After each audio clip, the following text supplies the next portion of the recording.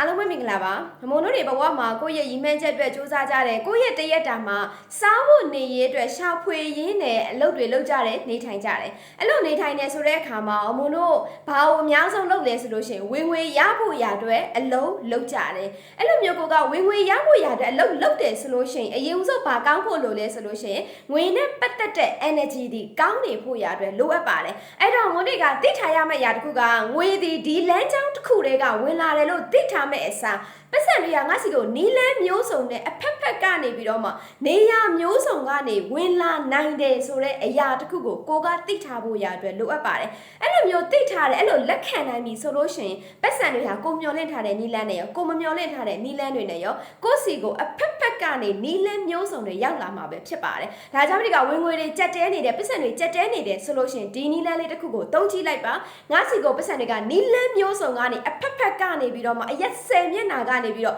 ငါစီကိုဝင်လာနေတယ်ဆိုတဲ့အရာလေးတစ်ခုကိုအမြဲတမ်းအဲ့ဒီအရာကိုတွေးပေးပါလို့ဒီနေရာကနေ idea လေးပေးလိုက်ပြရစီရှင်အားလုံးကိုကျေးဇူးတင်ပါတယ်တစ်ချိန်တည်းမှာပဲကိုယ့်ရဲ့အတွေးတွေကိုယ့်ရဲ့ယုံကြည်မှုတွေကိုအတစ်တဖန်ပြန်လဲပြောင်းလဲခြင်းနဲ့ကိုယ့်ရဲ့အတွေးကိုယ့်ရဲ့ဘဝဖြစ်လာတယ်အဲ့ဒါမျိုးကအတွေးကောင်းတော့မှရလက်ကောင်းတွေရမယ်ဒါပေမဲ့အဲ့ဒီအတွေးကောင်းလားမကောင်းလားဆိုတာအမုံတို့မသိနိုင်ဘူးအမုံလည်းရင်တော့ကအဲ့ဒီလိုမျိုးပဲဒီအတွေးကိုမှန်တယ်လို့ပဲထင်ခဲ့တာဒါပေမဲ့ဝင်ကတကယ်ကြီးပညာရက်တွေကိုလေ့လာလိုက်တယ်ဆိုတဲ့အချိန်မှာအသုံးချစစ်ပညာလို့ခေါ်တဲ့